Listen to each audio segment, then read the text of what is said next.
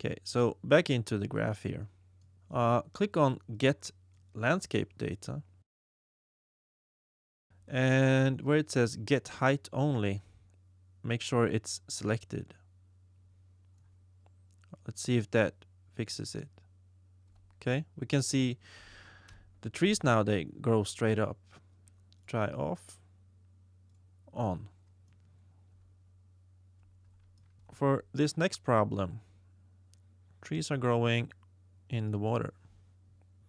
So let's check out Get Texture Data.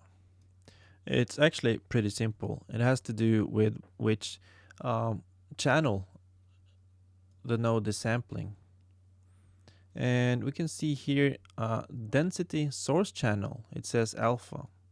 Let's simply change it to red. So that was the problem. The wrong channel. We are going to do one more thing here now. Remember the texel size. We set it to 1000 just to not like overload Unreal Engine or the editor and our computer. But now we can slowly increase it. I suggest starting with maybe 300. So we reduce the number, but we then increase the density of our trees.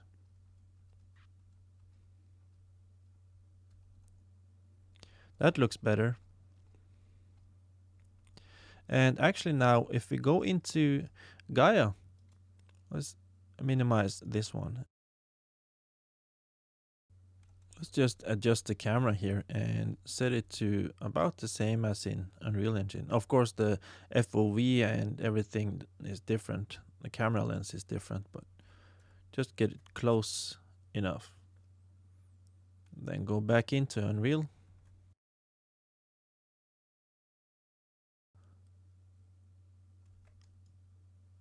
This is a very good match. If we go over here, inspect an area closer, we can tell that it's correct and it's respecting our tree map. So that's how easy that is. But there's a couple of more things we can look at before we end this video. Every tree is the same size. It's the same height. Of course, you can fix this in multiple ways. You can use several different tree meshes. If we go back into the static mesh spawner, you could add multiple meshes here. And there's a weight setting. So if you set the weight to 0, you remove every instance of that mesh. But let's say you set this one to 10.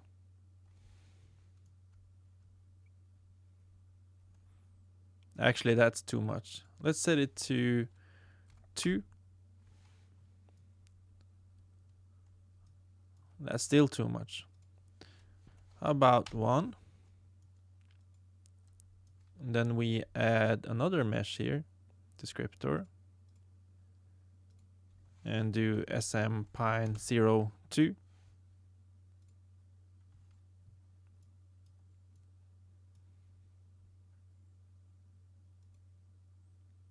Let's do 2 for weight here.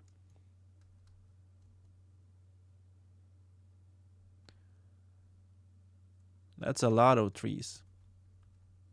Let's go back into Get Texture Data and increase the texel size. Okay, that's better. Now we have a couple of tree variations. Into the static mesh again, I'm going to add several.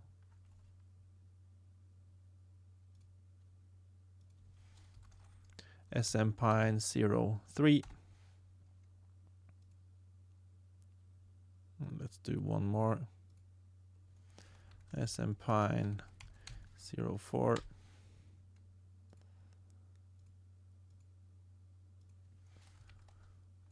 Zero 05.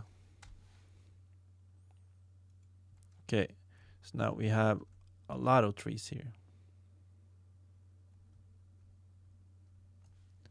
Let's maybe change the weight now. Let's say I'd like more of this one.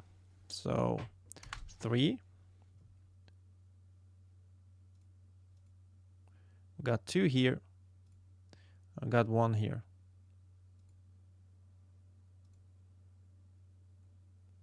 Three and 1. Okay. Then we can go back and adjust textile size again.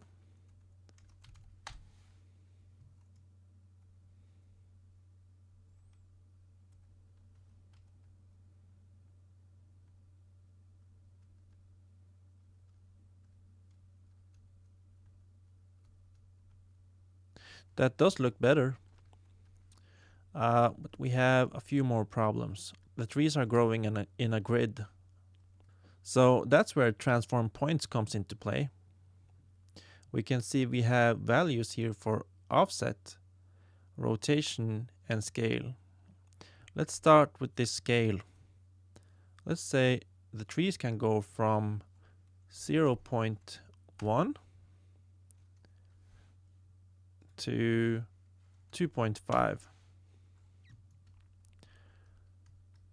Now the trees are of varying size.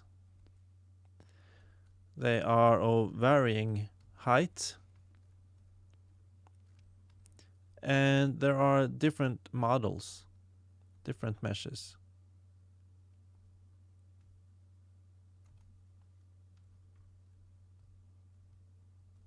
One more thing I'd like to change. I mean, you can play with these settings as much as you want, and you can get some good results just playing with offsets and scale. In Get Texture Data, the most precise sampling is to set this filter to point. You see, it did some changes now. It actually reduced the number of trees, and this is because it now samples pixels more accurately from the texture map or the height map. This is better for things like avoiding rivers, for instance, because we don't want any tree growth inside our rivers. And maybe we can again reduce the textile size slightly now to increase the density of the trees.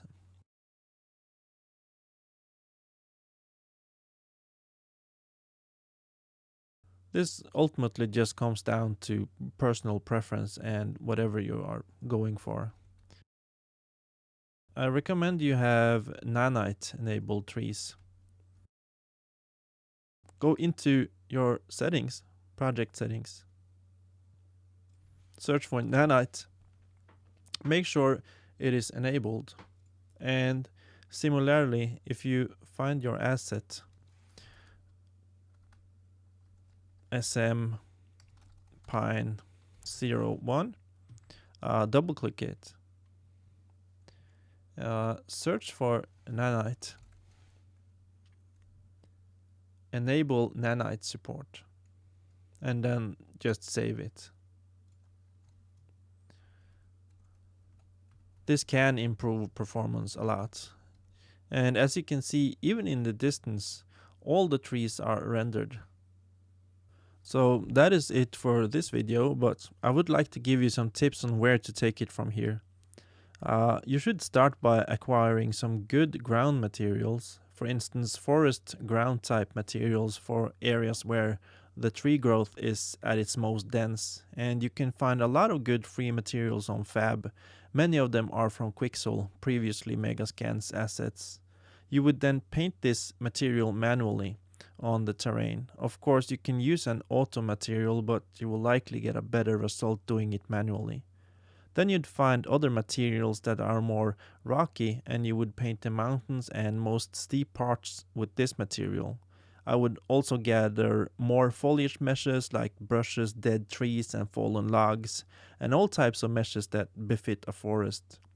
Then you could either just paint these using the foliage painter or create several more PCG graphs and only scale and place it to where you would actually need these meshes spawned, not covering the entire terrain with one PCG as we did this time. If you have an area where there's supposed to be water, like in this terrain, you would have to decide if the player, if this is for a game, if the player should be able to swim and dive in the water, then you would need to use the terrain sculpt tools to create some depth there and then add a water mesh. If the player will be blocked from walking on this area, you could simply paint water material on it. So that's it for this video. I hope you learned something, and have a happy time Unreal editing, and experiment and have fun, play around, and you can get a lot of good results using the techniques I've shown in this course.